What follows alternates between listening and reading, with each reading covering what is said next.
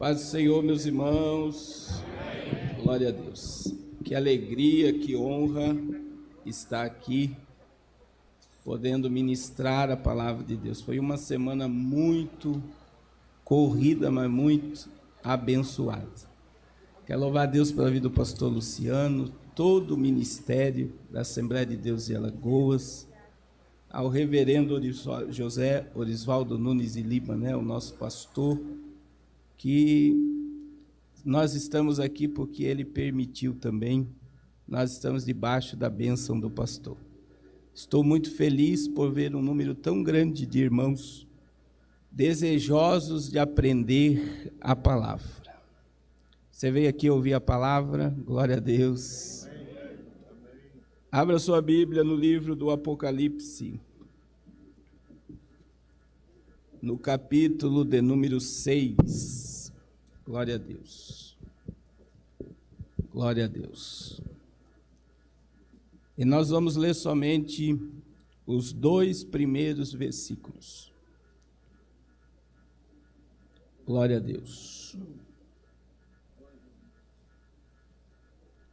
Diz assim a palavra: Vi quando o cordeiro,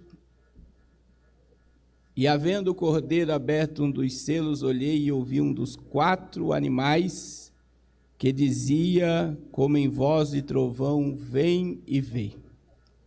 E olhei, e eis um cavalo branco, e o que estava sentado sobre ele tinha um arco, e foi-lhe dada uma coroa, e saiu vitorioso e para vencer.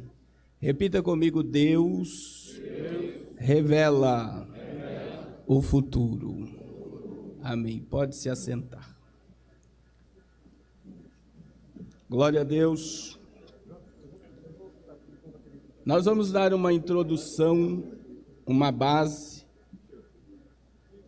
sobre o que nós vamos falar e vamos ser fiel ao texto que nos foi passado. Quantos aqui já participaram de estudos sobre o Apocalipse, sobre escatologia, seminários? Quantos aqui já participaram? Bastante, irmãos.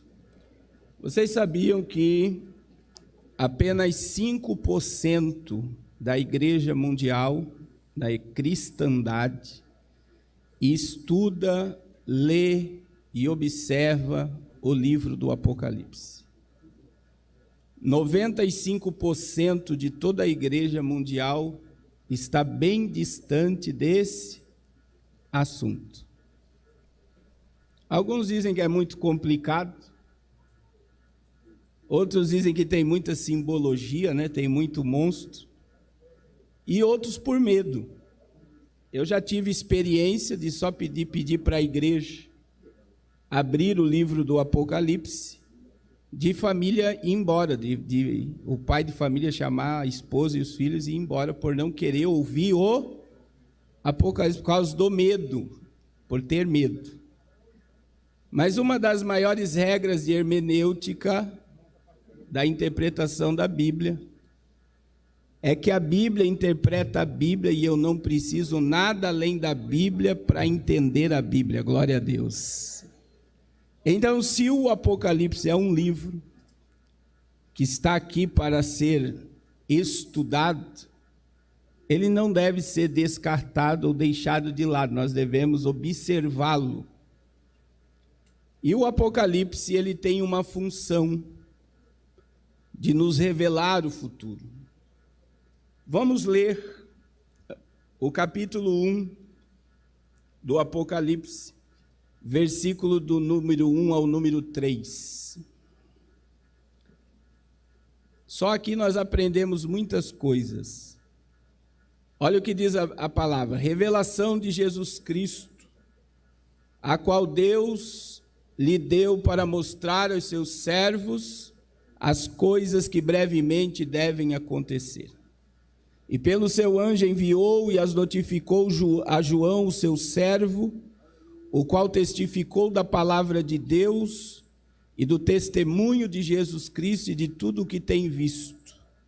Bem-aventurado é aquele que lê e os que ouvem as palavras desta profecia e guardam as coisas que nela estão escritas, porque o tempo está próximo. Glória a Deus.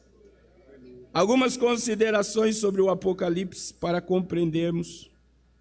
Primeiro, é que se eu perguntar aqui para os irmãos quem é o autor do Apocalipse, quem é o autor do Apocalipse? Quem é o autor do Apocalipse?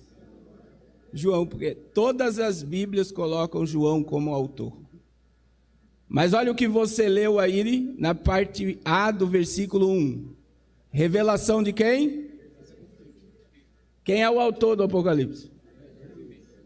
Veja a seriedade do livro. O que João fez? Ele escreveu a revelação. Aí vem essa primeira palavra aí, revelação. Repita comigo, revelação.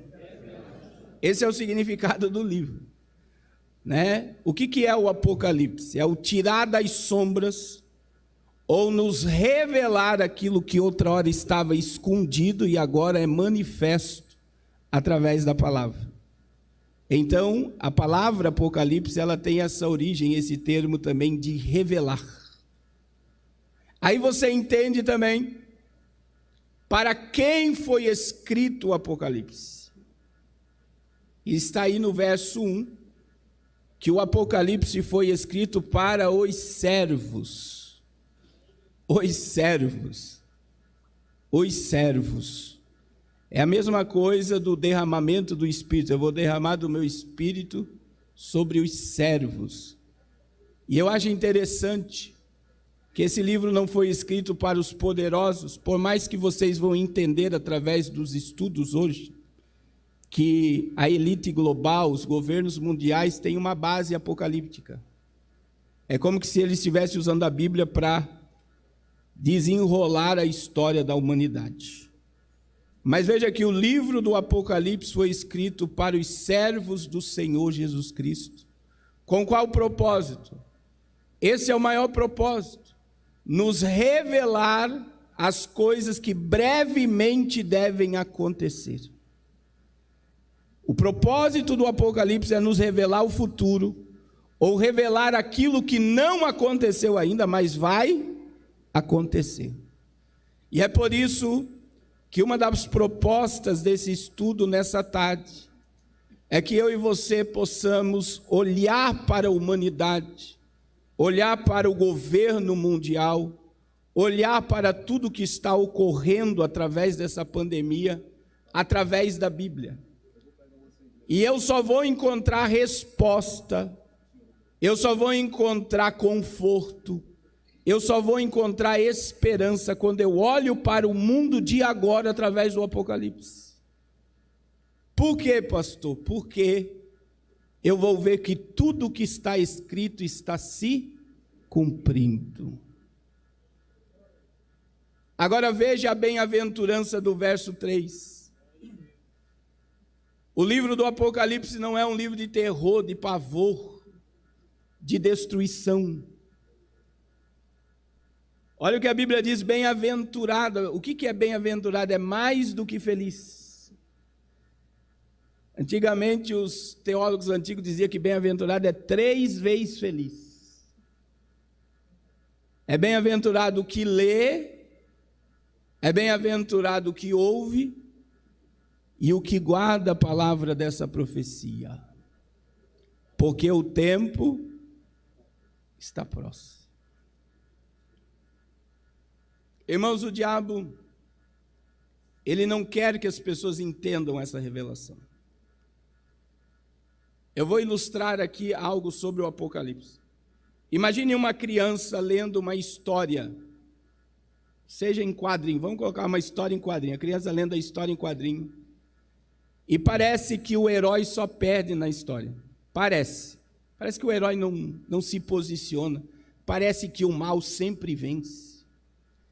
E a história para essa criança fica, parece que, sem graça. Então a criança tem uma ideia. Olha a ideia da criança. Eu vou ler o final da história. Aí quando a criança vai lá no final da história, ela vê que o bem venceu o mal. Aí ela volta a ler a história, e quando ela volta a ler a história e as reações do mal, a criança traz à sua memória: você não sabe o que te aguarda no final.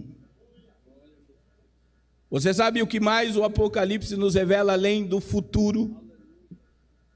O Apocalipse nos revela o triunfo do bem sobre o mal. Glória a Deus. O Apocalipse nos revela a derrota total do império das trevas. O Apocalipse nos revela a soberania de Deus. Agora nós estamos muito dispersos, né? Porque uma das propostas é falar quando ocorrerá a tribulação, quando se dará o início da tribulação e o que ocorrerá durante a tribulação. Essas são as propostas que me passaram. E nós estamos vivendo uma geração que muitos dizem que Jesus não vai voltar agora. E muitos estão baseados ou estruturados em coisas que aprenderam. E eu vou fazer 3 perguntas que eu sempre faço. Eu estou igual Paulo, dizendo assim: eu não me canso de falar as mesmas coisas, mas se faz necessário. São 3 perguntas, se você quiser anotar. A primeira pergunta é: se Jesus sabe ou não sabe a hora que vai arrebatar a sua igreja? Quantos aqui, nós estamos um número muito grande aqui, acham que Jesus não sabe a hora que vai arrebatar a igreja? Levanta a mão. Ó, tem uma mão levantada. Tem mais gente que acha que Jesus não sabe. Não precisa ter vergonha, meu irmão. Nós estamos sentados para ouvir, mas para aprender. Quantos aqui concordam que Jesus sabe a hora que vai arrebatar a igreja? Oh, glória a Deus. Mas tem muita gente que me confronta na internet e diz assim: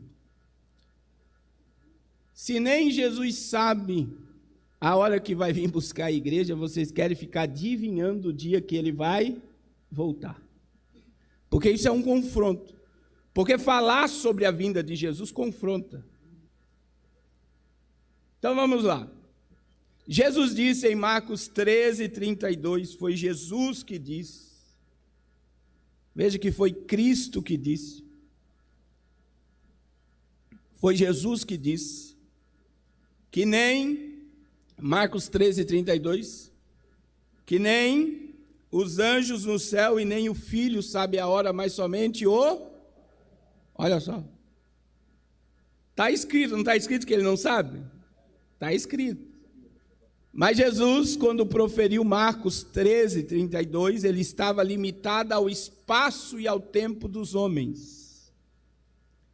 Jesus é Deus, sim ou não? Jesus é Deus. Então, se Jesus é Deus, Jesus tem todos os atributos divinos. Jesus é o quê? Onipotente, onipresente, onisciente e imutável, soberano, eterno, glória a Deus. São atributos divinos. E aí veja que quando nós estudamos sobre esses atributos, onipotência, ele tem todo o poder. Onipresença, ele está em todo lugar. Não existe espaço no tempo e na história que Deus não esteja. E não existe lugar. E isso é tão forte que a presença de Deus, ela é tão ampla que a presença de Deus está até no inferno. Ou no Hades, a antessala do inferno. Vamos lá, Salmo 139. Salmo 139, o salmista, ele está exaltando a onipresença de Deus. E ele vai declarar, aleluia. no verso de número 8, se suba aos céus, lá estás, e se faça a minha cama no Seol, lá também tu estás. Aonde é que está a presença de Deus? Em todo lugar, e até no Hades. E eu estava meditando, e esse texto sempre mexe comigo. Lucas 16, 24. Alguns tradutores da Bíblia colocaram como parábola, e alguns acreditam que Lucas 16, 17, Jesus está falando de um fato. E o que Jesus está falando sobre o mundo dos mortos? Antes de ele morrer e descer lá. Então olha aqui para minhas mãos, olha aqui para minha mão. Imagine que a minha mão esquerda, que está aqui embaixo, é o Hades. Imagine que o microfone aqui é o abismo. E aqui na minha mão direita está o paraíso. Era assim o mundo dos mortos antes de Jesus ressuscitar. Quando Jesus morreu, ele desceu aqui. Está lá em Efésios, quem quiser anotar, pode anotar. Efésios capítulo 4, versículo 8. Ele desceu no mundo dos mortos. Ele pregou aqui, e a Bíblia diz que ele levou cativo o cativeiro. O que Jesus fez? Jesus pegou o paraíso que está aqui, e ele removeu daqui e levou para debaixo do trono. Apocalipse capítulo 6, versículo 9 e 10. E como é que está o mundo dos mortos hoje? Hades, Seol, abismo, sepultura, antessala do inferno, o abismo, e aqui onde estava o seio de Abraão, não está mais. Mas antes de Jesus ressuscitar era assim. Então, a visão do que o texto está dizendo é que quem estava no paraíso via o Hades, quem estava no Hades via o... Agora, o que me choca sobre o Hades, no versículo 24 de Lucas capítulo 16? Alguém quer ler? Se alguém quiser ler, pode ler. Vamos lá? 16, 24.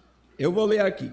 Então, clamando, disse: Pai Abraão, tem misericórdia de mim e manda Lázaro que molhe em água a ponta do seu dedo e me refresque a língua, porque eu estou atormentado nesta... Duas coisas nós temos que prestar atenção no texto. Primeiro, o rico chamou Abraão de pai. E só chamava Abraão de pai quem era judeu. Então o rico, na ocasião aqui, ele conhecia as 613 leis da Torá, porque todo judeu conhece. E o rico, todo sábado estava numa sinagoga, ele tinha uma religião. E ele morreu e foi levado ao Hades. Porque religião, por mais que a palavra religião vem de religare, né? Ligar o homem a Deus, não adianta nós termos a capa da religião e não termos comunhão com Deus, meu irmão. E eu vou dizer algo forte, mas necessário. Tem gente que se orgulha de ter uma credencial de membro de 50 anos, que está na igreja. Tem gente que se orgulha da roupagem religiosa que vive. Tem a religião, mas não tem comunhão com o Salvador da sua alma. Então esse texto nos mostra que religião, por mais que a pessoa seja religiosa, não basta para ele ser salvo. E nós temos que ter muito cuidado, irmãos. E eu falo isso com o maior zelo que eu tenho da nossa denominação, da nossa igreja, de nós não idolatrarmos mais a placa da nossa igreja do que o Cristo que morreu pelos nossos pecados. Porque quem nos salvou não foi a Assembleia de Deus. Quem nos salvou foi aquele que morreu como um maldito para me restaurar.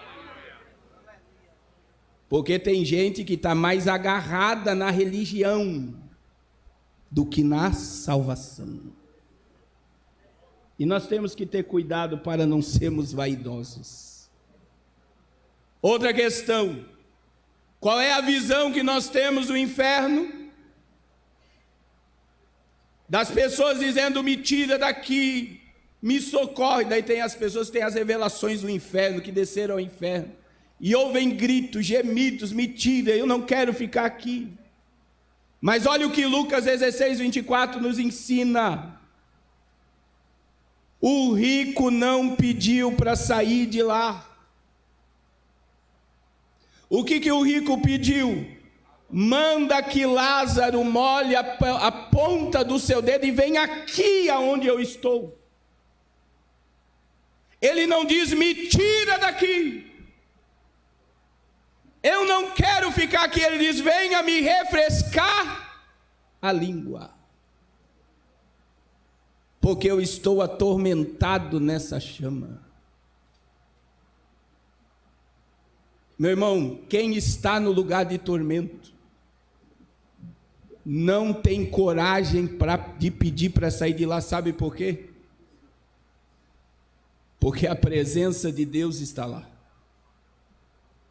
E a presença de Deus é tão forte que ela revela às almas as oportunidades que elas tiveram de se converter, de se humilhar, de confessar o seu pecado, de se arrepender dos seus pecados. Então a presença de Deus constrange tanto que quem está no tormento não tem coragem de pedir de sair do tormento.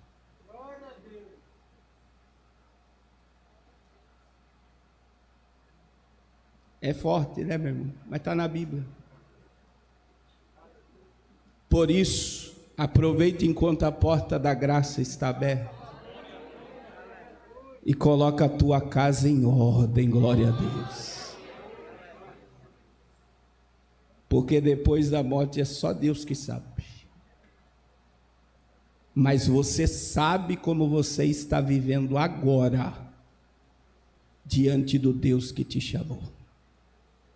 E se Ele é onipresente, Ele sabe tudo o que você está fazendo e até o que está dentro da sua mente. Aí veja que um dos atributos de Deus é a onipresença, a onipotência, tem todo o poder. Ele é eterno. Repita comigo: eterno. A palavra eterno no hebraico significa que Deus não tem início, não tem meio e não tem fim. Eu e você não somos eternos porque nós tivemos um início quando fomos fecundados, mas nós fazemos parte da eternidade porque nós não temos fim. Bata no peito e diga assim: eu não tenho fim. E eu vou te dizer algo: você vai viver mais fora dessa terra do que aqui na terra. E por nós sabermos que vamos ver mais tempo fora daqui, nós temos que estar preparados ou estar conscientes que para estar salvos e na presença de Deus exige um comportamento bíblico. E o padrão do salvo é a Bíblia, glória a Deus. Meu irmão, as pessoas parecem que estão vivendo como que se não fosse morrer ou como que se Jesus não fosse voltar. E nós devemos estar preocupados. Então você faz parte da eternidade, você não tem fim. Aonde eu vou passar minha eternidade? Se você passou pelo Calvário, você tem vida eterna. Essa semana, o Jeff Bezos, dono da Amazon, começo de janeiro agora, investiu 16 bilhões de reais. Sabe do que? Numa empresa que estuda sobre vida eterna. 16 bilhões. Ele quer acrescentar a vida dos homens em 50 anos com nanopartículas e nanotecnologia. Mas eles querem encontrar a receita da imortalidade. Eu vou mostrar, provavelmente na segunda etapa, o início da implantação de chip cerebral em 2022 pela Neuralink de Elon Musk, que pode baixar a memória de uma pessoa pode deletar a memória de uma pessoa, pode colocar uma outra memória dentro da própria memória. Olha o transhumanismo dentro de uma forma explícita diante dos nossos olhos. Mas o que os bilionários estão à procura? Da imortalidade. E você não precisa pagar 16 bilhões de dólares para ter certeza de imortalidade. Porque se o teu nome está escrito no livro da vida, você tem vida eterna, glória a Deus. Você tem dom, você tem o dom da imortalidade. João 11, 25 e 26, Jesus disse: eu sou a ressurreição e a vida, e aquele que crê em mim, ainda que esteja morto, viverá. Agora olha o que ele diz no verso 26 de João 11: e todo aquele que crê e vive em mim nunca morrerá, glória a Deus. Porque nós temos vida eterna. Agora, se eu não tenho uma vida na palavra, se eu não sou salvo, Romanos 6, 23, o salário do pecado é o quê? Meu irmão, a morte ali no grego não é morte física. A morte no grego é separação eterna de Deus. Qual é a punição do pecado? É uma separação eterna de Deus. Então veja que só existe esses dois caminhos. Ou você vai passar uma eternidade ao lado de Deus, ou uma eternidade longe de Deus. Mas você é bem-aventurado. Por isso que eu digo que os crentes são o povo mais inteligente. Porque você já tem vida eterna. Mas a Bíblia diz: guarda o que você tem, para que ninguém roube a tua coroa. Aleluia. Segundo, vamos continuar aqui. Vamos lá para a onipresença. Eu nem vou entrar na soberania. O soberano quer dizer que Deus não tem inimigo. Se Deus é soberano, Ele não tem inimigo. Segundo, Ele não precisa pedir ordem para ninguém para executar e fazer o que Ele quer. Se Ele é soberano, Ele governa sozinho e mantém tudo pela ordem, pelo seu próprio poder. Só Ele é soberano, glória a Deus. Agora dentro, e isso é um princípio diante de tudo que a gente vai aprender aqui, dentro dessa lógica de Jesus sabe ou não sabe, Deus é onisciente. Repita comigo: onisciente. E eu gosto de estudar sobre o que eu vou falar com vocês agora. Tem alguém para me ajudar na leitura? Isaías, capítulo 46, versículo 10. Vamos lá. Meu irmão, isso aqui é um princípio não só de onisciência, mas de presciência. 46, 10. 46. E desde a antiguidade as coisas que ainda não sucederam, que digo, o meu conselho será firme, e farei toda a minha vontade. Irmãos, sabe o que Deus está dizendo? Olha o que Ele está dizendo, repita comigo: Deus, Ele anuncia o fim, desde o começo. Você sabe o que Deus está dizendo? Que antes de Ele começar qualquer coisa, primeiro Ele termina. Então primeiro Ele termina a história e depois Ele começa. Vamos para a Bíblia. Apocalipse capítulo 13, versículo 8.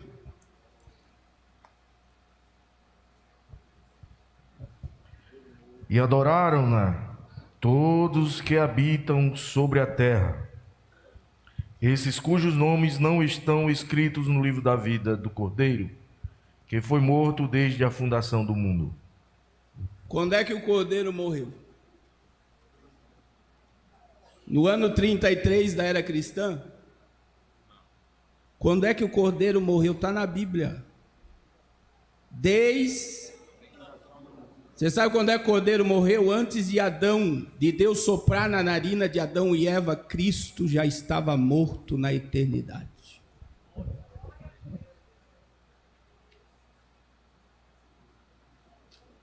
Por quê? Porque antes de ele começar, primeiro ele termina. Aí você vai me dizer, mas pastor, Deus sabia que o homem ia cair? Claro, porque ele é o quê? Mas antes da queda, o cordeiro já estava. É por isso que quando você lê Gênesis 3:22, que Deus vestiu Adão e Eva, além da promessa de Gênesis 3:15, que nasceria um da semente da mulher que pisaria na cabeça da serpente, passa desapercebido Gênesis 3:21 e 22, que o homem estava nu. E o que Deus fez para o homem? Vestes. O que Deus fez para vestir o homem? Ele matou um animal. Sangue inocente foi derramado para vestir o homem e tirá-lo do paraíso. É por isso que todo sacrifício imperfeito do Antigo Testamento apontava para o sacrifício perfeito da cruz. Glória a Deus. E agora, pastor, se Deus sabia por que criou, isso diminui Deus? Sim ou não? Não, não diminui. Por que não diminui Deus? Porque veja, meu irmão, quando eu olho para esse princípio do fim desde o começo, eu entendo que Deus sempre esteve, sempre está e sempre estará no controle de todas as coisas. Glória a Deus. Segundo, eu tenho que entender que isso é um princípio de Deus, que Deus nunca começa nada sem saber como as coisas vão terminar. E aí eu já vejo uma visão divina ao meu e o teu respeito. Como é que Deus nos vê? Pastor Luciano Obreiros, como é que Deus nos vê? Jovens, adolescentes, irmãos e irmãs, sabe como é que Deus nos vê? Deus já nos vê dentro da Nova Jerusalém por toda a eternidade. Agora, você vai dizer, pastor, me prova na Bíblia que Jesus sabe. Apocalipse 1:8.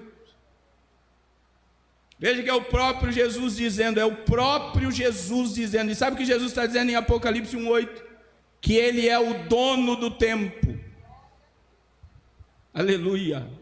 Pode ler. Eu sou o Alfa e o Ômega, o princípio e o fim, diz o Senhor, que é, o que era e o que há de vir, o Todo-Poderoso. Glória a Deus.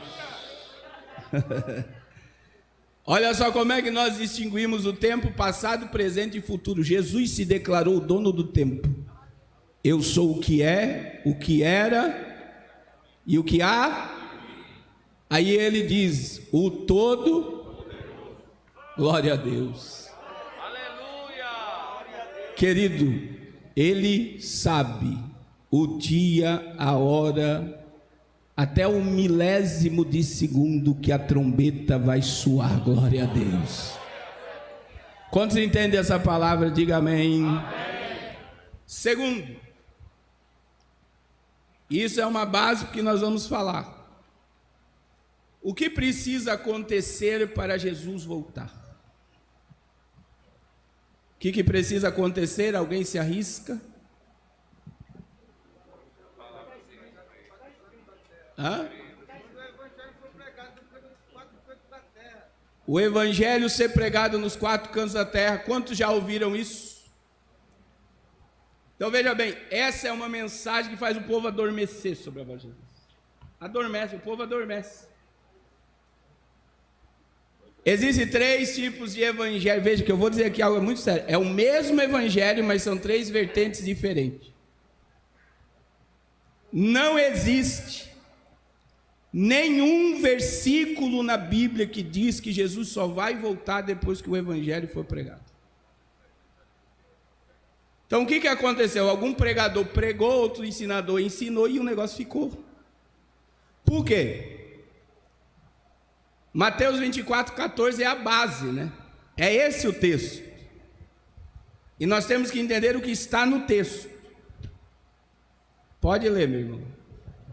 E este evangelho do reino será pregado em todo o mundo, em testemunho a todas as nações, e então virá o fim. Faz uma pergunta para o texto. O arrebatamento, a volta de Jesus é o fim? Não. Vou exemplificar aqui. Se Jesus voltar agora, nós vamos direto para o tribunal de Cristo para ser galardoado. Depois de sermos galardoados, nós vamos para as bodas do Cordeiro. Aonde está lá em Mateus 8:11, né? Jesus disse: muitos virão do Oriente e do Ocidente e se assentarão comigo na mesa, com Abraão, Isaque e... Oh, glória! Quanto tempo a igreja vai ficar no céu? Repita comigo: 7 anos. Você vai ver que nós vamos discorrer aqui isso daqui, eu só estou dando uma base. Então veja bem, na terra vem a tribulação e a grande tribulação. Aí durante a grande tribulação, leia para mim Apocalipse 14:6. Veja que se o evangelho precisa ser pregado para Jesus voltar, a pergunta que nós temos que fazer quando nós lemos Apocalipse 14:6 é: por que anjos vão pregar o evangelho na tribulação? E vi outro anjo voar pelo meio do céu, e tinha o evangelho eterno, para o proclamar aos que habitam sobre a terra, e a toda nação, e tribo, e língua, e povo. Não é um paradoxo? Se a igreja precisa evangelizar o mundo para Jesus voltar, porque durante a grande tribulação, anjos pregarão com o evangelho eterno? Porque o evangelho do reino de Mateus 24:14 será pregado no reino. Após a grande tribulação, nós vamos dar uma passada por esse contexto hoje. Lá no Armagedon, vamos lá. Eu gosto desse texto, Apocalipse 19. Jesus vai descer na batalha do Armagedon. E com quem Jesus vai descer na batalha do Armagedon? Com a igreja.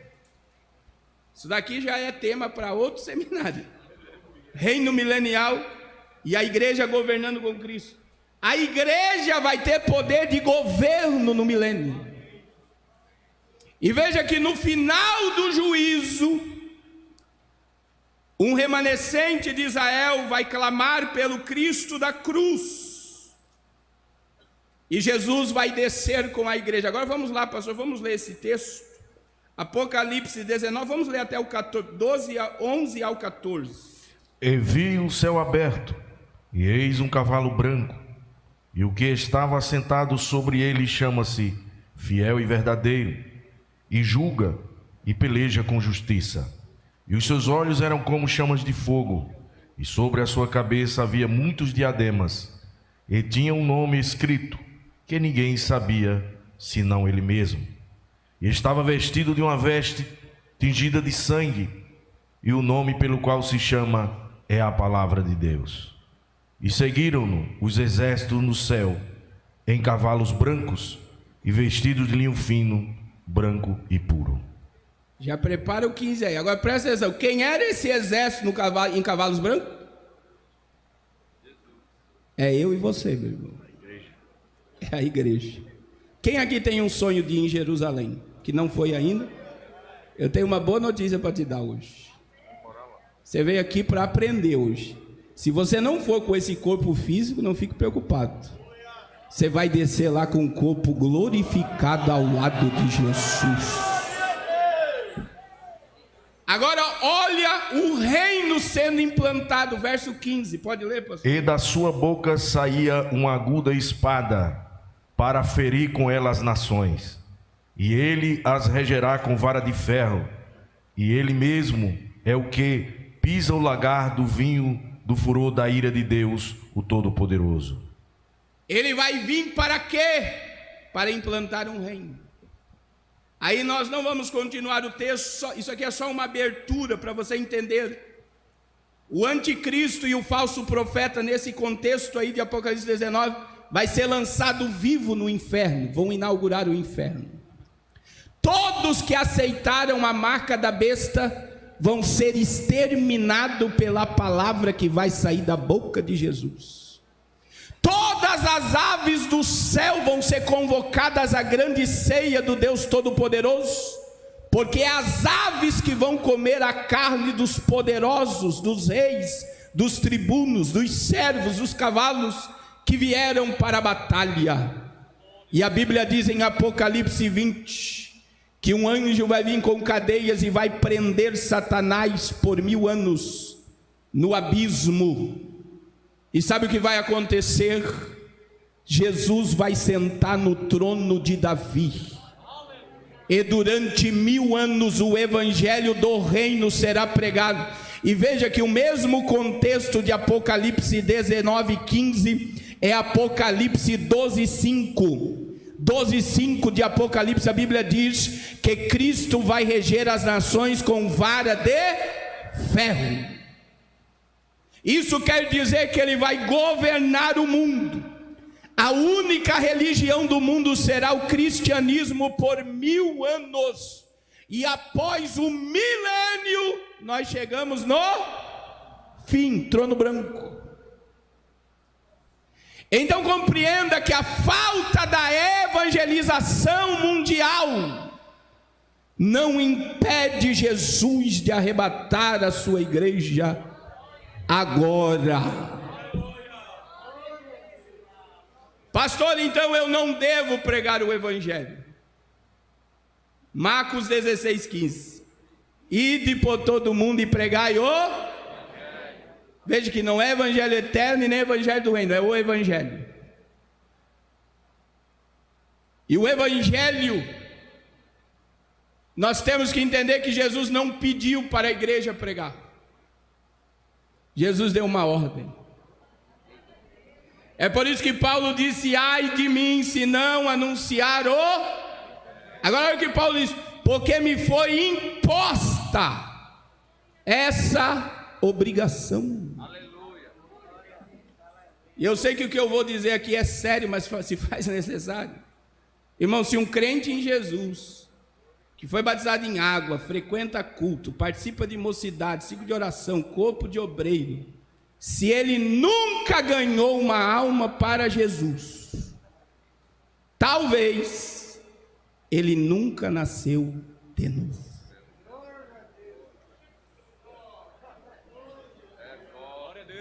Porque só quem nasce de novo tem paixão pelas almas. E o maior propósito de sermos igreja é ganharmos almas para o reino de Deus. 1 Timóteo capítulo 6, versículo 7. O apóstolo Paulo disse uma grande verdade: porque nada trouxemos para esse mundo. Quer ler, pastor? Porque nada trouxemos para este mundo, e manifesto é que nada podemos levar dele. Você não trouxe nada e você não leva nada. Esses dias eu preguei numa igreja, 2 famílias brigadas há mais de 20 anos por causa de 10 metros de terreno. O culto terminou 11h30 da noite, de tanto poder que caiu. Sabe por que caiu o poder? Porque as 2 famílias se perdoaram. Mais de 20 anos, um pedacinho de terra. A minha esposa estava junto comigo. As pessoas estão fascinadas em ter, se esquecendo que não leva. Agora o salvo leva 2 coisas para o céu, meu irmão. O salvo leva as suas obras. Aleluia. Porque há um memorial diante de Deus de todas as nossas obras. Agora Deus é um privilégio à igreja. O crente e o salvo levam outra coisa para o céu: as almas. Os anjos quiseram pregar e não foi dado esse privilégio aos anjos. Meu irmão, se você ganhar uma alma para Jesus hoje, entenda, o teu carro, se você comprar um carro zero hoje, vai ficar aqui, tua casa vai ficar aqui. Tudo vai perecer porque tudo é passageiro. Mas se você ganhar uma alma para Jesus, essa alma vai andar por toda a eternidade do teu lado. Levanta a tua mão direita. Irmãos, nessa madrugada eu estava em oração e o Espírito Santo me constrangeu. O mundo está clamando por socorro. Há um desespero nas nações. A resposta para as vidas é Cristo. O remédio eu e você temos, glória ao nome do Senhor. O Espírito Santo quer te incendiar por paixão por almas, amor por almas. É tempo de ganharmos almas, glória ao nome de Jesus. Elabacanduremástia, Erabacanduremi Kelebaia. Aleluia, aleluia. Eu sinto na minha alma, meu irmão pastor Carlos, eu sinto uma necessidade, eu preciso fazer mais. Eu preciso fazer mais. Irmãos, eu vou mandar um breve testemunho rapidamente dentro desse assunto. O pastor Carlos não tem salário, eu vivo por fé. No ano 2020 eu viajei os 27 estados do Brasil, em todas as capitais e praças, sozinho. Eu, minha esposa e um cantor, Alário Camargo, anunciando o arrependimento. Deus nos levou até o presidente. E aí veio um desejo em 2019 de iniciar 18, de começar um programa de rádio. E aí eu me lembro que no dia que eu liguei na Rádio Unção em São Paulo, 98, quando pega em São Paulo interior, e a pessoa falou o valor do programa de 1 hora diária de rádio. Era todo o dinheiro que eu tinha no banco. E sabe por que eu desejei ir para a rádio? Que você ouve rádio hoje é só milagre, bênção, cura, prosperidade. Milagre, bênção, cura, prosperidade. E eu falei com a minha esposa, tirei o dinheiro do banco, fechei o contrato. Hoje eu estou em 6 rádios FM no Brasil. 1 hora por dia anunciando: Jesus vai voltar. E é tempo de arrependimento. No ano passado nós fizemos algumas coisas para o reino de Deus que a Bíblia diz, né, que a direita faz, a esquerda não saiba. Mas foi muita coisa. E quando eu calculei no fim de ano o valor que foi gasto, tem empresários que não rendeu o que eu gastei. Aí você vai falar: pastor, de onde veio o dinheiro? Do povo, né? Que entende o propósito. Deus me deu a visão. Sabe qual é o problema? As pessoas têm medo de fazer, de ir. Meu irmão, o propósito é ganhar almas. E até hoje eu não sei quanto eu vou ganhar no fim do mês. Mas as despesas, elas vêm e elas são pagas. Porque o propósito é o reino, o propósito é almas. E eu estou falando aqui com pessoas que têm capacidade de fazer muito mais do que eu faço. Mas você está preso ao dinheiro, preso às coisas. É hora de você abrir um pouco mão disso tudo e entender que se Deus colocou na tua mão, é porque Ele confiou em você toda essa riqueza. Invista no reino, invista no reino, invista em almas, invista em vidas, glória a Deus. Quantos estão entendendo o que o Espírito está falando? É tempo de ganharmos almas. Aleluia, aleluia. Então compreenda que o Evangelho não precisa ser pregado. E último, eu só vou falar, para nós entrarmos nos slides. Se prega muito entre nós sobre um avivamento mundial antes do arrebatamento. Quantos já ouviram essa mensagem? Que haverá um derramamento do Espírito, que muitas almas vão ser salvas. Mas o que eu vou falar aqui é muito sério. Nós estamos a uma geração de uma apostasia total e generalizada.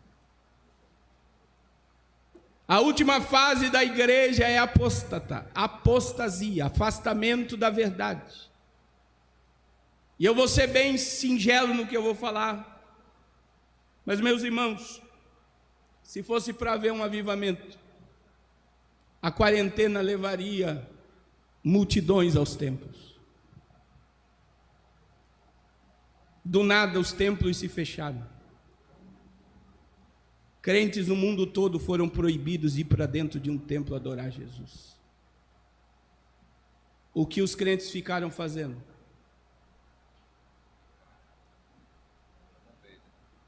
Netflix, rede social.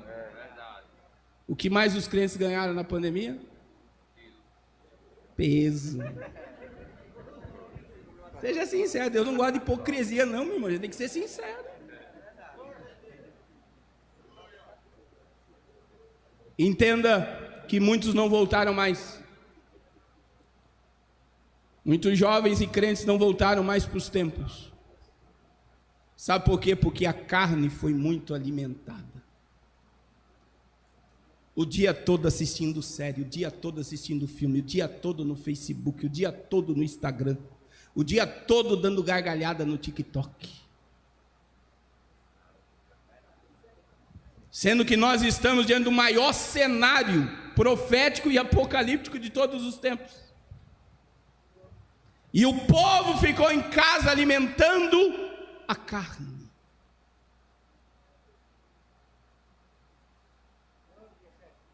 E aí vem a Bíblia, vamos para a Bíblia, 1 Timóteo 4:1.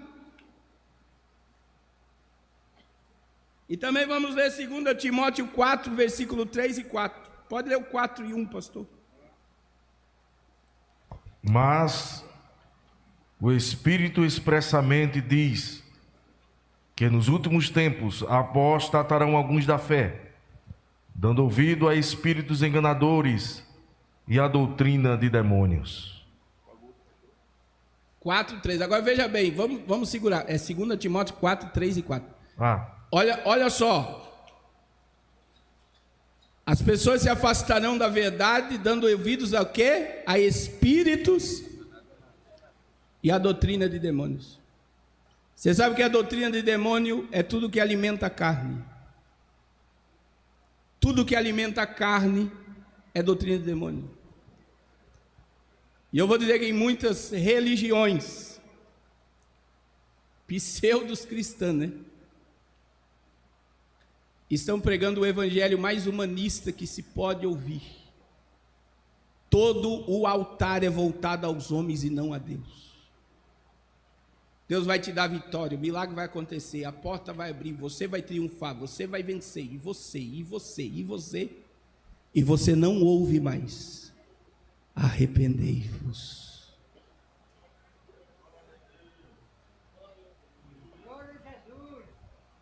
E os espíritos enganadores estão aí. E tem uns assembleianos correndo atrás de revelação já, né? Pode ter lá, camarada revela por CPF, identidade, placa de carro, chassi de carro, tá lá. O povo correndo atrás de espírito enganador. Pastor, o senhor não crê em revelação? Eu creio, meu irmão. Mas a maior revelação ainda é a palavra. E eu não preciso que ninguém revele meu nome, meu CPF, minha identidade, porque eu já sei que o meu nome está escrito no livro da vida.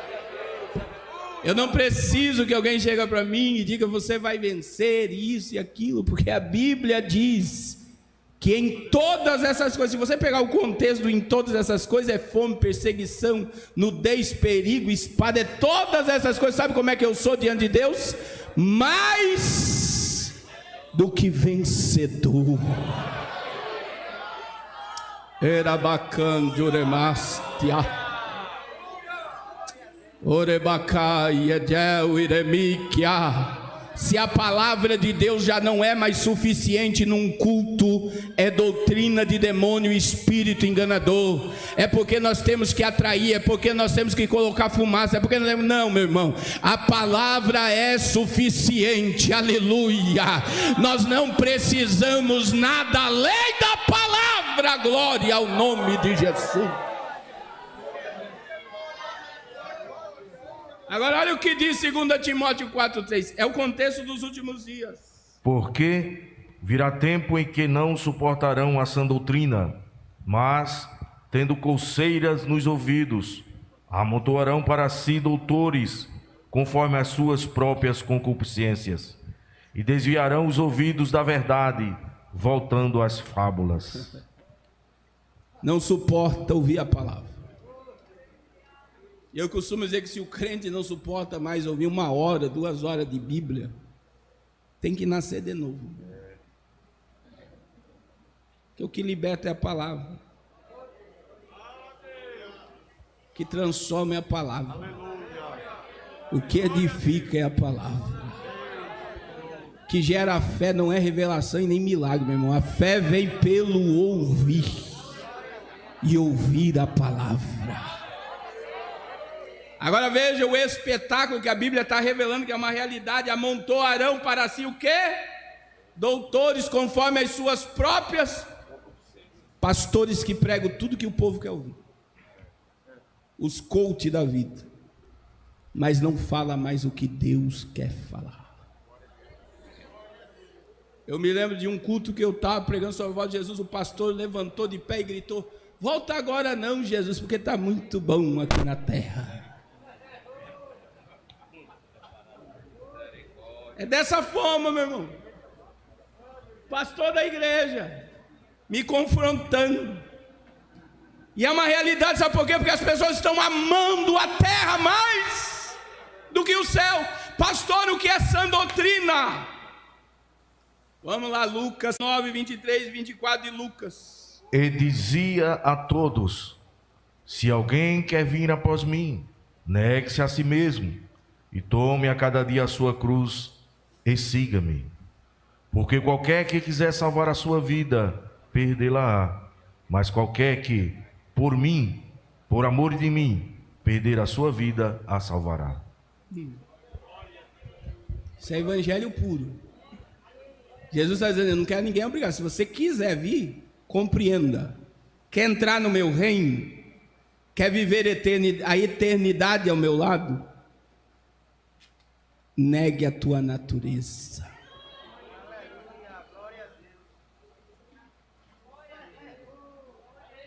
Evangelho sem cruz não é evangelho. Não é tomar a cruz de vez em quando, meu irmão. É todo dia. Acordou, pega a cruz e caminha. Agora olha o verso 24. Aquele que quiser salvar a sua vida deve o quê?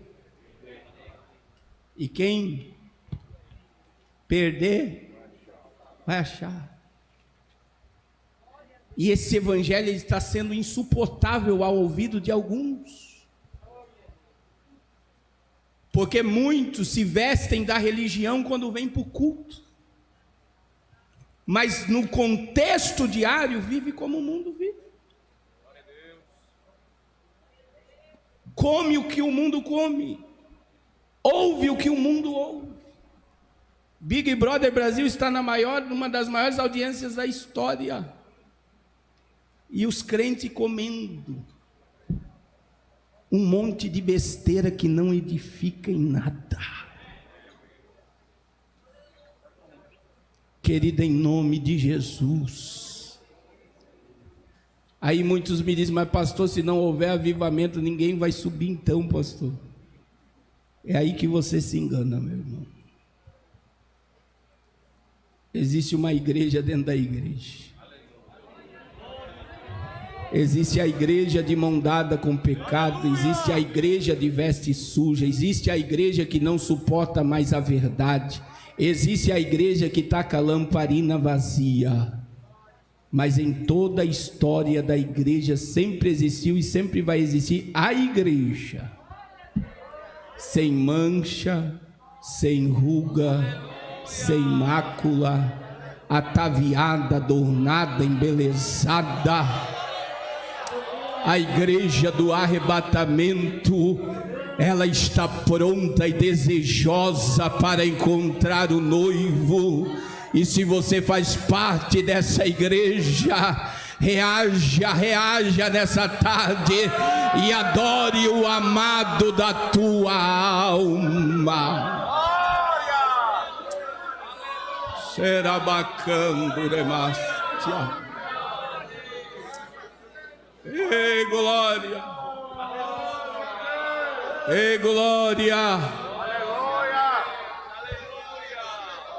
Pastor Carlos, por que o Senhor falou tudo isso? Porque não precisa mais nada acontecer para Jesus voltar. Eu tenho que aguardar a volta de Jesus, como que se ele viesse buscar a igreja agora. Nós estamos no limiar da tribulação e do arrebatamento. O cenário mundial que nós vamos ver agora está se preparando para o anticristo, para o juízo, para a ira do Deus Todo-Poderoso. E a igreja dessa geração é a igreja, meu irmão, isso que eu vou falar para você aqui, eu não tenho dúvida nenhuma na minha alma, é a igreja que não vai descer à sepultura. Os salvos dessa geração não vai ter culto fúnebre para o seu corpo, assim como Enoque foi transladado vivo, assim como um redemoinho levou Elias. A qualquer momento milhões de pessoas de todos os povos, línguas, tribos e nações desaparecerão do planeta Terra. Se você crê, levanta a mão e dá glória a Jesus, porque Ele vem.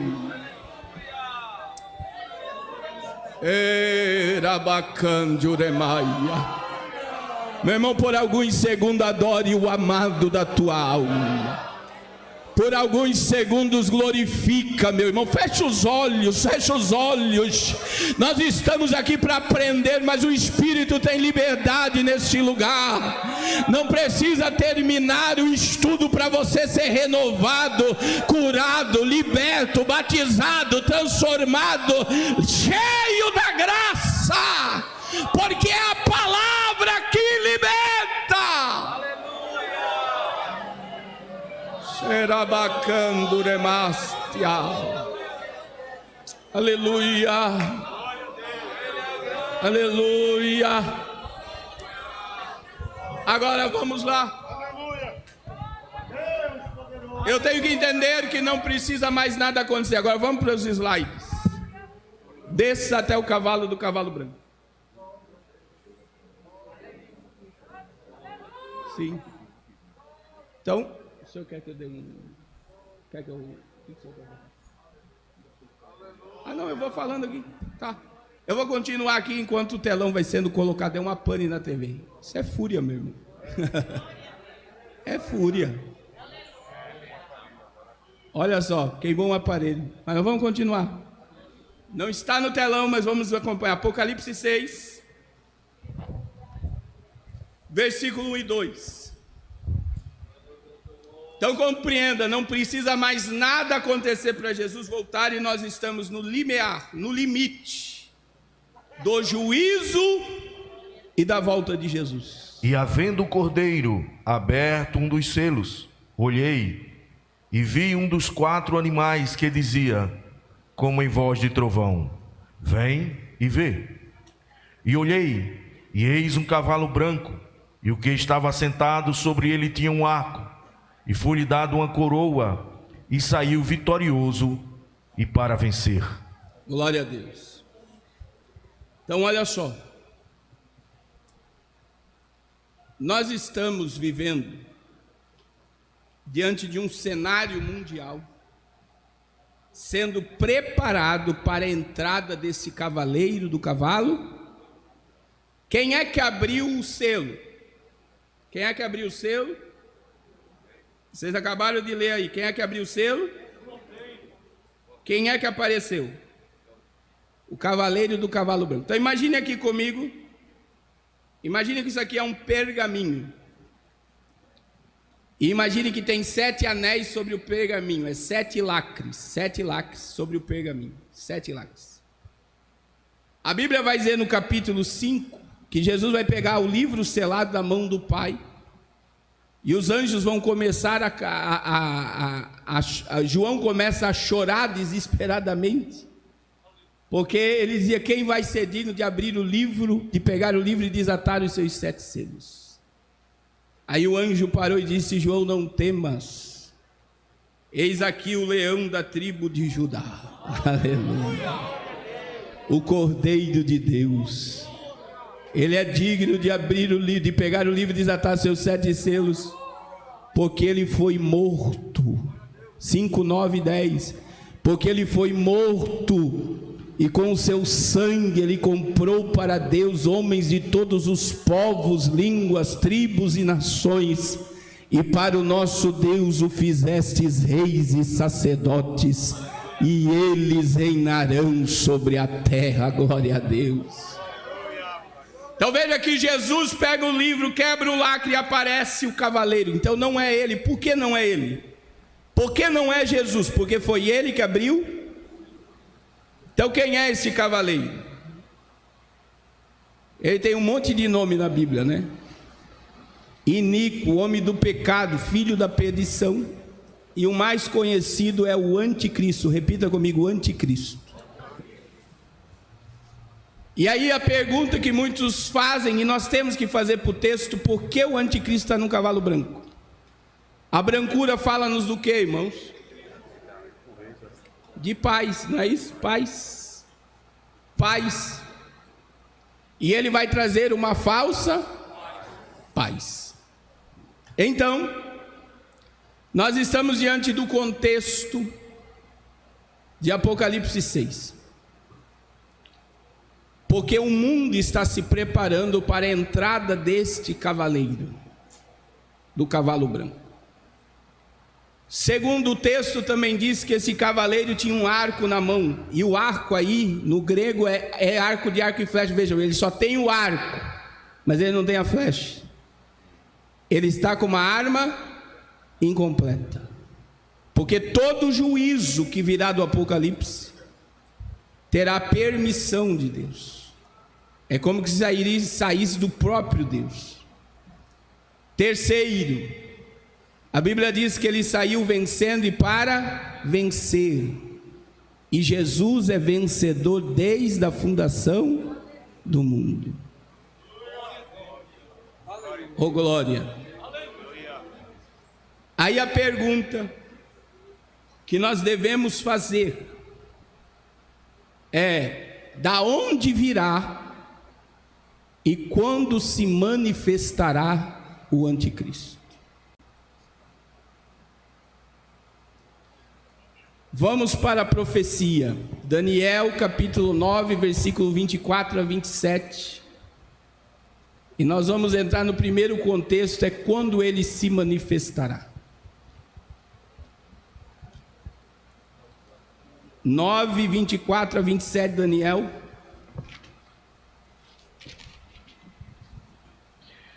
"70 semanas estão determinadas sobre o teu povo e sobre a tua santa cidade, para cessar a transgressão, e para dar fim aos pecados, e para expiar a iniquidade, e trazer a justiça eterna, e selar a visão e a profecia, e para ungir o santíssimo lugar. Sabe e entende, desde a saída da ordem para restaurar, e para edificar a Jerusalém, até ao Messias, o príncipe, haverá 7 semanas, e 62 semanas, as ruas e o muro se reedificarão, mas em tempos angustiosos. E depois das 62 semanas será cortado o Messias, mas não para si mesmo. E o povo do príncipe, que há de vir, destruirá a cidade e o santuário, e o seu fim será como uma inundação, e até o fim haverá guerra, estão determinadas assolações. E ele firmará aliança com muitos por 1 semana, e na metade da semana fará cessar o sacrifício e a oblação. E sobre a asa das abominações virá o assolador, e isso até a consumação. E o que está determinado será derramado sobre o assolador. Quando nós olhamos para as 70 semanas, nós temos que entender que essas 70 semanas estão relacionadas totalmente a Israel. Repita comigo, Israel. É como que se as 70 semanas fosse um meio de Deus purificar o povo judeu. É o que está no versículo 24. O propósito é essa, né? Olha lá, as 70 semanas estão determinadas sobre o teu povo, Israel, a tua santa cidade, Jerusalém. Para quê? Fazer cessar a transgressão, para dar fim aos pecados, para expiar a iniquidade, para trazer justiça eterna, para selar a visão e a profecia, e para ungir o santo dos santos. Então existe um propósito das 70 semanas sobre Israel. O que nós temos que entender sobre as 70 semanas? Primeiro, é que não são semanas de dias, são semanas de anos. São 490 anos proféticos. Quando é que começou a cronometrar as 70 semanas? Quando Neemias foi enviado para restaurar os muros de Jerusalém. Das 70 semanas, quantas semanas se cumpriu? 69, repita comigo, 69. Isso está lá, vamos lá, no verso de número 27. Sabe, entende, desde a ordem para restaurar e edificar Jerusalém até o ungido. Repita comigo, ungido. Ungido aí vem da palavra também, Machia, ou Messias, ou o rei ungido de Israel. E aqui, desde que Neemias edificou Jerusalém até Cristo, meu irmão, começou a cronometrar essa semana. Veja que a Bíblia destaca o ungido, é Cristo, o Messias. Aí olha o que diz, eu só estou dando uma pincelada para vocês entenderem, o verso de número 26. Depois das 62 semanas, será morto o ungido. Quando Jesus morreu dentro desse calendário profético, quando Jesus morreu foi exatamente na 69ª semana de Daniel. E o que aconteceu quando Jesus morreu? Quando ele disse está consumado, lá no templo aconteceu o quê? O véu do templo se rasgou. Quando o véu do templo se rasgou, na teologia nós dizemos que abriu um hiato, um buraco no espaço, e parou de se cronometrar as 70 semanas.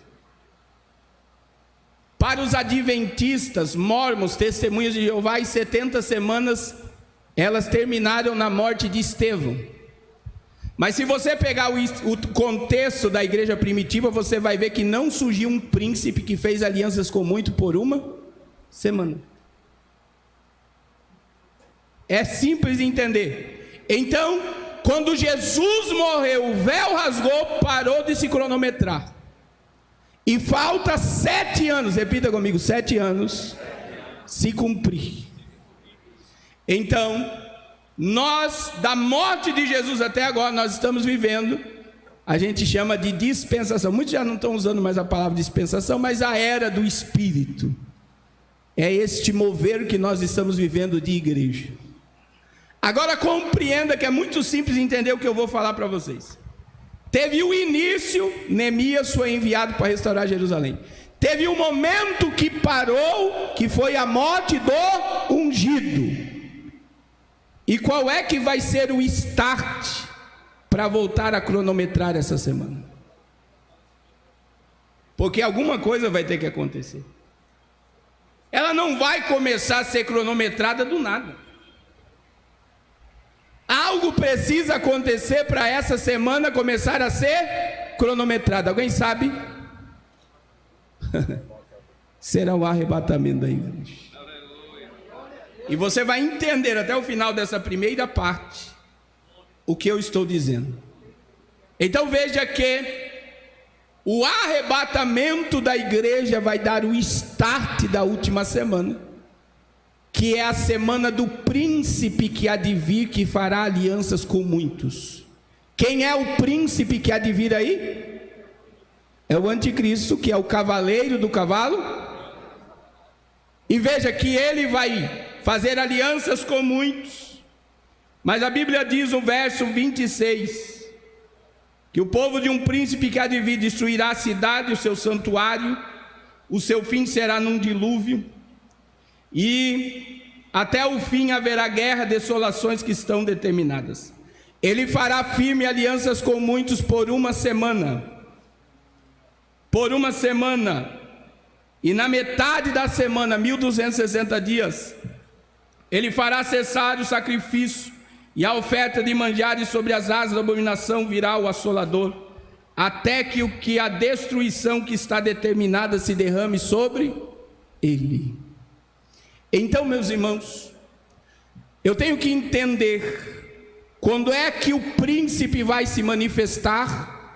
Quando a igreja for. Quanto tempo esse príncipe terá de governo? 7 anos. Repita comigo: 7 anos. É só 7 anos.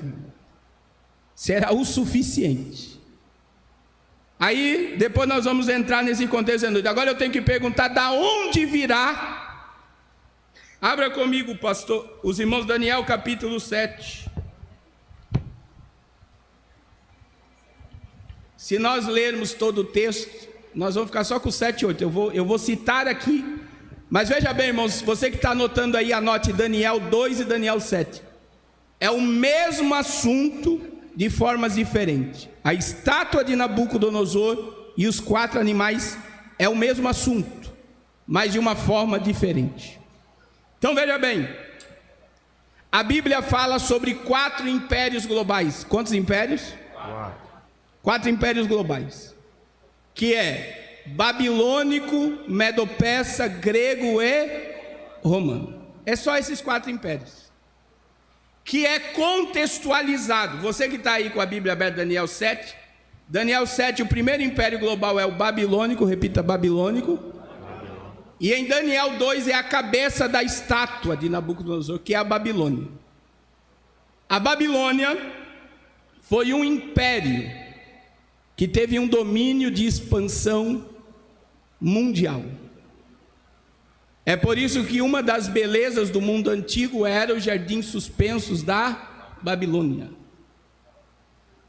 Foi também na Babilônia que foi erguida a Torre de Babel. É muito importante você entender isso, que é o mesmo espírito. Eu preguei terça-feira na sede sobre isso. O mesmo espírito de governo mundial que estava em Gênesis 11 é o mesmo espírito que percorre o mundo até o Apocalipse. De um homem governar o mundo inteiro, de um homem dominar a raça humana inteira, de um homem escravizar a humanidade inteira. Esse princípio surge em Nimrod.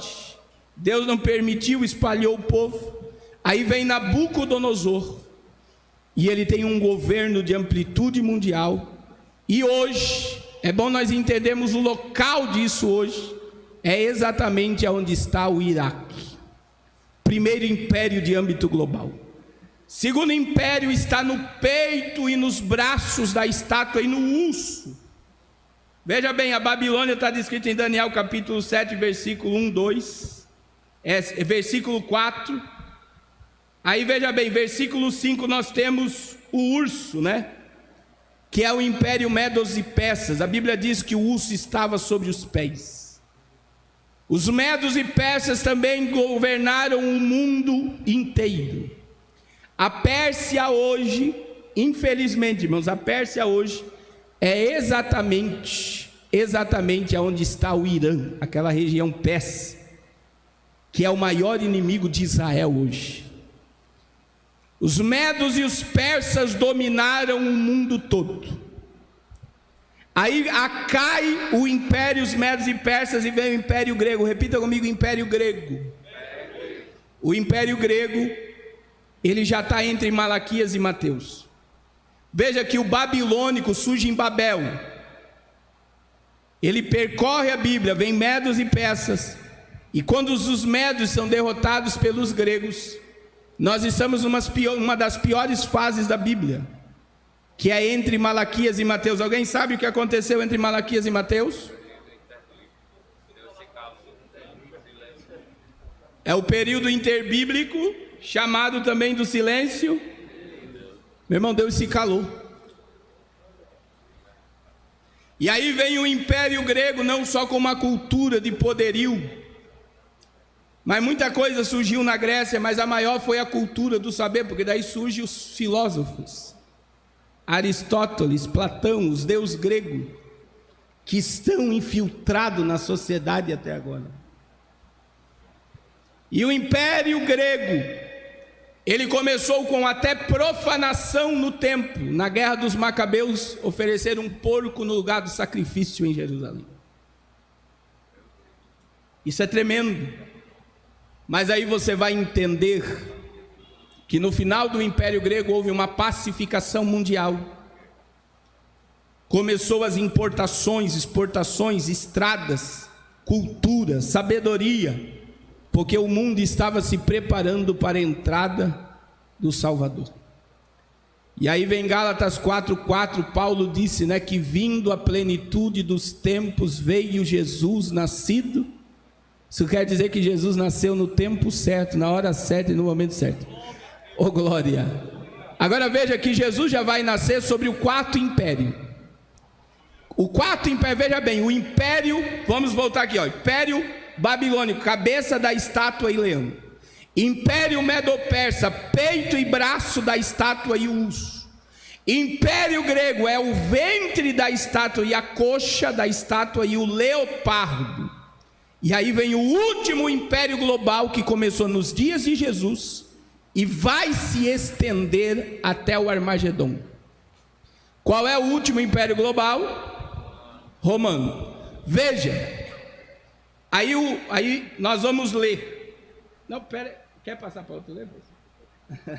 Vamos ler Daniel capítulo 7, versículos 7 e 8. Vamos lá. Depois disto eu continuei olhando nas visões de noite, e eis aqui o quarto animal, terrível e espantoso, e muito forte, o qual tinha dentes grandes de ferro. Ele devorava e fazia em pedaços, e pisava aos pés os que sobejava. Era diferente de todos os animais que apareceram antes dele, e tinha 10 chifres.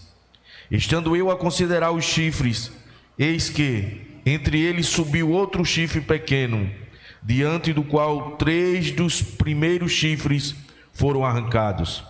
E eis que neste chifre havia olhos como os de homem, e uma boca que falava grandes coisas. Que coisa tremenda, né?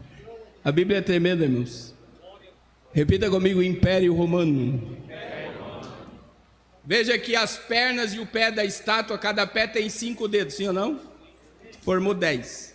A cabeça da fera que Daniel viu no capítulo 7, verso 7 e 8, tem 10 chifres.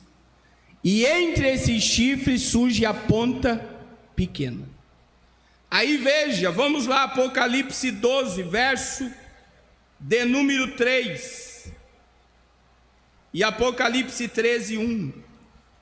Na cabeça do dragão tem 10 chifres, e na cabeça da besta também tem 10 chifres. E viu-se o sinal no céu, e eis que era um grande dragão vermelho, que tinha 7 cabeças e 10 chifres, e sobre as suas cabeças 7 diademas. Capítulo 13, versículo 1, pastor. E eu pus-me sobre a areia do mar, e vi subir do mar uma besta, que tinha 7 cabeças e 10 chifres, e sobre os seus chifres 10 diademas, e sobre as suas cabeças um nome de blasfêmia. Então veja que os 10 chifres, 7 cabeças e 10 chifres. Os 10 chifres, meus irmãos, os 10 chifres que nós vamos nos deter aqui são as 10 plataformas de governo mundial que darão o governo do mundo à ponta pequena. A ponta pequena que Daniel viu com olhos como olhos diante de uma boca que fala grandiosamente, é o príncipe que há de vir e é também o cavaleiro do cavalo branco. E veja que os 10 chifres são 10 governos mundiais dentro desse âmbito do globalismo, de uma unidade governamental, que darão o mundo, o governo, a um homem só. Pena que não está no slide. Depois eu vou passar os slides para o pastor, se ele quiser passar para os obreiros passam para os irmãos, não tem problema nenhum. Nós temos Bento XVI, antes de renunciar, ele falou da importância de um líder global. Papa Francisco tem discursado que para solucionar o problema da terra nós precisamos de um líder global. Rainha Elizabeth do Reino Unido, o último discurso dela de 2021, no mês de novembro, ela declarou novamente: nós precisamos de um líder, de um governante mundial. A ONU diz que para soluções globais, para problemas globais, nós precisamos de soluções globais e de um líder forte que traga a solução para o planeta. Veja que é um discurso único de estadistas, empresários, líderes, influências mundiais que já estão colocando na mente da população a necessidade de surgir um homem que traga a solução para o planeta Terra. Quem é que vai dar o governo? Se os governos, as 10 pontas não estiverem unidas de início, não vai dar certo. Veja que depois 3 pontas vão cair. Isso quer dizer que o governo do anticristo ele não vai ter uma expansão de planeta, porque ele vai ainda encontrar resistência. Mas ele vai entrar de âmbito mundial diante de uma plataforma mundial. E querido, é mais do que claro que eu vou dizer aqui. 194 países no mundo nós temos hoje. Sim ou não? Quantos países de direita nós temos? 7. Está virando um mundo vermelho. Por quê, meu irmão? Vai estar lá no slide depois. Nós estamos nessa guerra entre direita e esquerda, sim ou não? Irmãos, direita e esquerda é braço do mesmo comando. Então imagine esse microfone aqui, é a cabeça, imagine aqui, direita e esquerda. Existe um comando e existe o direito e o esquerdo. Quando você estuda sobre direita e esquerda, começou lá na Inglaterra. Imagine a rainha está aqui reinando, e ela tem um conselheiro de esquerda pervertido e um conselheiro de direita equilibrado. O de esquerda quer bagunça, quer guerra, quer orgia, quer tudo que não presta. E o de direita tem princípio. E a rainha está governando aqui, então ora ela escuta o de esquerda e ora ela se volta para... Mas o comando é o mesmo. Existe um governo invisível. É por isso que eu quero indicar esse livro a todos vocês. É um livro de uma jornalista chamada Cristina Martins Gimenez. Ela ficou censurada por anos, esse livro, que ela declara o que é Grupo Bilderberg, o que é Clube de Roma, o que é as 13 famílias mais poderosas do mundo. E veja, meu irmão, não é uma cristã, porque tudo hoje é teoria da conspiração, não é? Meu irmão, você sabia quem colocou na mente da população mundial a teoria da conspiração? Sabe quem foi? A própria CIA. Por quê? Porque o povo americano começou a ver uma estrutura de política totalmente diabólica. E aí a CIA foi e começou a colocar nos filmes de Hollywood. Foi Hollywood que começou a teoria da conspiração. Hoje, nessa era, é a fake news.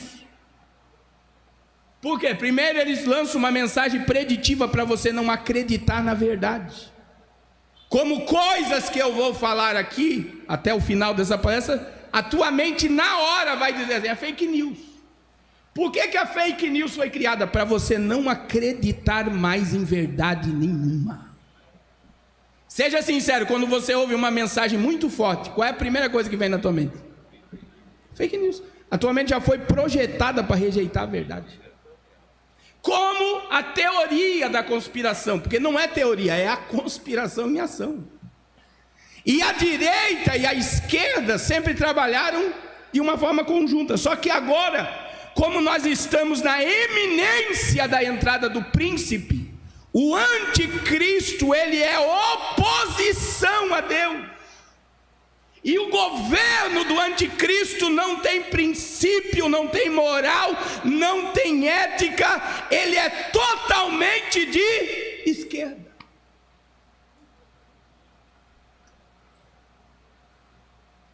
Só que são braços do mesmo sistema. Vocês estão entendendo o que eu estou falando aqui? E só vou dar uma abertura aqui. Devemos orar pelo nosso presidente. Quando você estuda um livro como esse daqui e vê a cena de 7 de setembro, Bolsonaro discursando, o povo brasileiro todo na rua,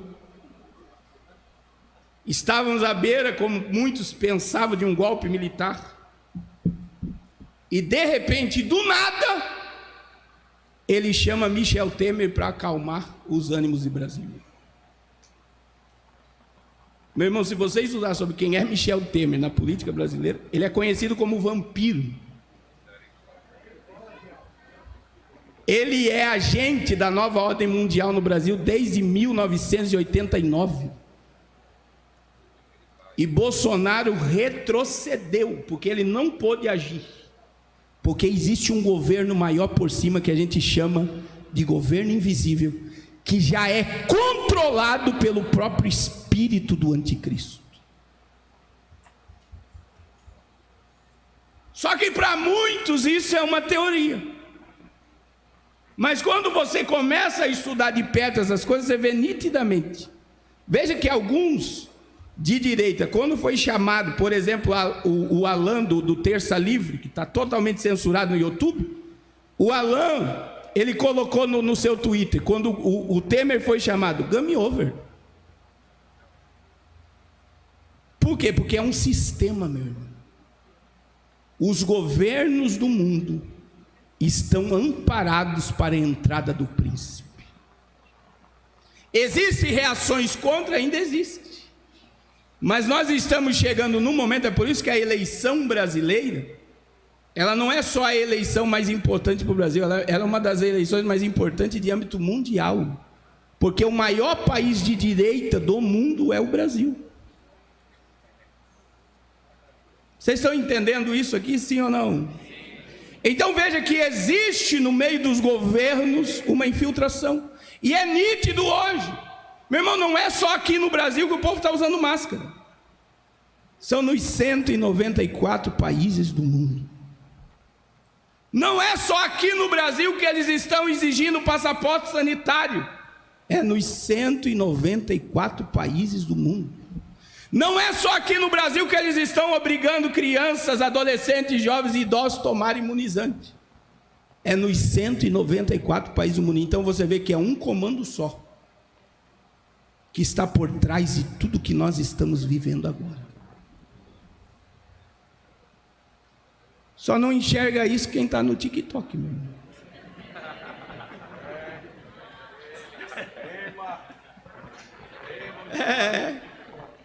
É só quem está no TikTok que não enxerga isso. Não está claro? Não está claro. Então você vê as 10 pontas. Nós temos hoje o G7, que poderia ser as 7 cabeças, com 10 impérios globais dando suporte. Ou Emmanuel Macron, agora como líder da União Europeia, ele já fala da necessidade de ter o G10, de 3 potências se unirem como nações mais poderosas do mundo para a implantação do governo mundial. Queridos, agora compreendo. Da onde virá o anticristo? Repita comigo, Império Romano. E aí eu vou defender uma tese teológica minha. Eu não acredito num anticristo muçulmano, como alguns pregam. Eu não acredito em um anticristo americanizado. Por quê? Porque a Bíblia diz que o último império global vai ser o Império Romano. A União Europeia, repita comigo, União Europeia. Ela é o maior modelo de um mundo globalizado. Hoje são 27 países, fora os agregados que chega a 33. O que a União Europeia tem? Uma única moeda, um único governo, que agora é o Emmanuel Macron que está na liderança, e a religião forte do mundo, que é Roma. É o maior modelo de governo para se implantar em âmbito mundial. Vocês conseguem compreender isso? Então, existem muitas pessoas afirmando que pode ser Emmanuel Macron, pode ser Jared Kushner. Outros estão dizendo que o anticristo já está nos bastidores trabalhando e não se apresentou ainda. Mas uma coisa eu posso afirmar para vocês: este líder global já caminha conosco nesse exato momento sobre o planeta Terra. Ele não pode governar ainda. Por que ele não pode governar ainda? Porque a igreja está aqui. E aí nós vamos agora, pastor, vamos lá, Apocalipse, capítulo 12, versículo 7. Nós vamos ler o 7, o 8, o 9 e o 12. E houve batalha no céu. Miguel e os seus anjos batalhavam contra o dragão. E batalhavam o dragão e os seus anjos. Mas não prevaleceram, nem mais o seu lugar se achou nos céus. E foi precipitado o grande dragão e a antiga serpente, chamada o Diabo e Satanás, que engana todo mundo. Ele foi precipitado na terra e os seus anjos foram lançados com ele. Versículo 12. Versículo 12. Por isso, alegrai-vos, ó céus, e vós que neles habitais. Ai dos que habitam na terra e no mar, porque o diabo desceu a vós e tem grande ira, sabendo que já tem pouco tempo. Pouco tempo lhe resta. Meu irmão, essa batalha do capítulo 12 vai acontecer no dia do arrebatamento. Eu vou explicar. Esses textos que foram acabados de ler não é a queda de Lúcifer. A queda de Lúcifer acontece no versículo 4. Lê o verso 4, pastor, do capítulo 12. E a sua cauda levou após si a terça parte das estrelas do céu, e lançou-as sobre a terra. E o dragão parou diante da mulher que havia de dar à luz, para que, dando ela à luz, lhe tragasse o filho. Então veja que a queda de Lúcifer acontece no verso 3. A batalha de Daniel 12, versos 7, 8 e 9 acontece no dia do arrebatamento. E agora olha a transição, meu irmão. O start da tribulação, para depois nós vamos entrar na grande tribulação. Presta atenção. Aonde é que está o governo de Satanás? Na terra ou nos ares? Vamos lá, Efésios capítulo 6. Vamos lá ler, pastor, Efésios 6, 10, 11 e 12, né? Está nos ares, meu irmão. Trono, principados. Do demais, irmãos meus, fortalecei-vos no Senhor e na força do seu poder. Revesti-vos de toda a armadura de Deus, para que possais estar firme contra as astutas ciladas do diabo. Porque não temos que lutar contra a carne e sangue, mas sim contra os principados, contra as potestades, contra os príncipes das trevas deste século, contra as hostes espirituais da maldade nos lugares celestiais. Então, aonde estão os tronos de Satanás? Meu irmão, Satanás, ele tem um reino e um reino organizado. Ele tem uma estrutura que trabalha sobre cidade, uma estrutura que trabalha sobre estado, uma estrutura que trabalha sobre nações. Ele tem um reino espiritual que trabalha para o governo dele. Mas ele não age na terra. Mas a Bíblia diz que no dia que Miguel vai guerrear contra ele, Miguel vai lançar o dragão aonde? Repita comigo, na terra. Pastor, por que isso tem a ver com o arrebatamento? Vamos lá. 1 Tessalonicenses capítulo 4, versículo 16 e 17. E eu afirmo que o arrebatamento não é a ideia, né? As pessoas dizem que é a ideia de Scofield, outros dizem que o arrebatamento é a ideia de MacDonald, né? Existe uma história que influencia a humanidade. Outros dizem que a palavra arrebatamento não existe, mas está na Bíblia, meu irmão. Está na Bíblia. Aleluia. E olha o que diz a Bíblia em 1 Tessalonicenses 4, 16 e 17. Porque o mesmo Senhor descerá do céu com alarido, e com voz de arcanjo, e com a trombeta de Deus, e os que morreram em Cristo ressuscitarão primeiro. Depois nós, os que ficarmos vivos, seremos arrebatados juntamente com ele nas nuvens, a encontrar o Senhor nos ares, e assim estaremos sempre com o Senhor. Glória a Deus. Presta atenção. O mesmo Senhor descerá do céu com o quê? Alarido e voz de arcanjo. Quantos arcanjos nós temos na Bíblia? Quantos arcanjos nós temos na Bíblia? Um. Qual é o nome dele? Porque Miguel aparece no dia do arrebatamento. Eu vou explicar.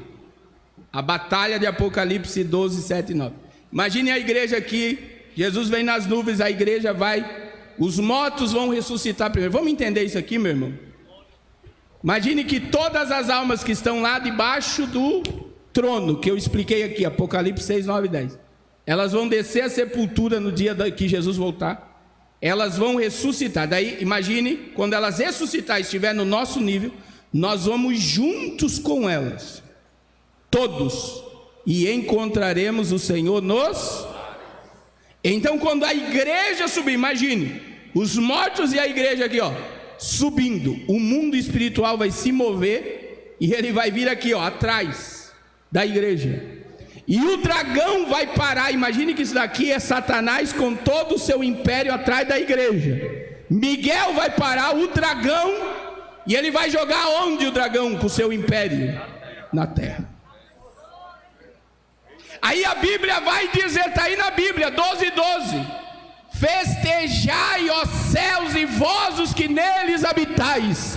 A igreja vai estar sendo galardoada e vai entrar nas bodas do Cordeiro. Mas olha o que diz a Bíblia: ai! O ai aí é juízo dos que habitam na terra, e terra aí é Israel, e no mar as nações. Ai dos que estiverem em Israel, ai dos que estiverem nas nações, porque o diabo desceu até vós e ele tem grande cólera, sabendo que pouco tempo lhe resta. Quanto tempo ele tem? 7 anos. Agora entenda que quando o dragão cair, vamos lá, pastor, 13, 1 e 2, e aqui nós vamos concluir. E eu pus-me sobre a areia do mar, e vi subir do mar uma besta, que tinha 7 cabeças e 10 chifres, e sobre os seus chifres 10 diademas, e sobre as suas cabeças um nome de blasfêmia. E a besta que vi era semelhante ao leopardo, e os seus pés como os de urso, e a sua boca como a de leão. E o dragão deu-lhe o seu poder, e o seu trono, e grande poderio. E vi uma das suas cabeças como ferida de morte. Aí, pastor, até o 2 só, até o 2. Olha o que eu vou dizer aqui. A besta que ele viu, presta atenção no versículo 2 aí, era semelhante ao leopardo. O leopardo, em Daniel 7, é o império grego. Os pés da besta era como que de urso. Daniel 7, o urso é o império medo-persa. A boca da besta era semelhante ao de leão, império babilônico. Entenda, meu irmão, que o governo do anticristo, ele vai ter a característica do babilônico, do medo-persa, do grego e do romano em um só governo. um só governo com todas as características de império global. Agora, quando esse líder surge do mar, o diabo vai estar na terra, e o que o diabo vai fazer com ele? Vai dar o seu trono, o seu poder e grande autoridade. E aí você vai ver no Apocalipse 13 a trindade satânica unida: o dragão, o anticristo e o falso profeta. Agora eu pergunto, que se ele governando nos ares, o negócio já está como está, imagine quando ele descer para a terra, carregado de cólera, de ira. E aí tem gente brincando, dizendo: se Jesus voltar, eu só não aceitar a marca da besta. O primeiro povo a ser perseguido após o arrebatamento será a igreja que ficar. É por isso que é mártir da grande tribulação. Meu irmão, é por isso que a Bíblia diz que bem-aventurado é aqueles que lavam as suas vestes no sangue do Cordeiro e entra no céu pelas portas da graça. Era bacana, remai. E é por isso, meu irmão, e olha que eu já estudei, depois eu vou falar sobre o Cristo vindo no meio da grande tribulação, Jesus vindo no final da grande tribulação. Eu não consigo ver o anticristo governando com a igreja na terra. Ele não tem autoridade enquanto nós estivermos aqui. Orebacanto remaia. O maior governo do mundo é a igreja de Cristo. As portas do inferno não prevalecerão. Orebacanto remaia. Aleluia. Vamos estar em pé nesse momento. Posso fazer uma oração, pastor? Eu sinto a graça de Deus, meu irmão. Aleluia.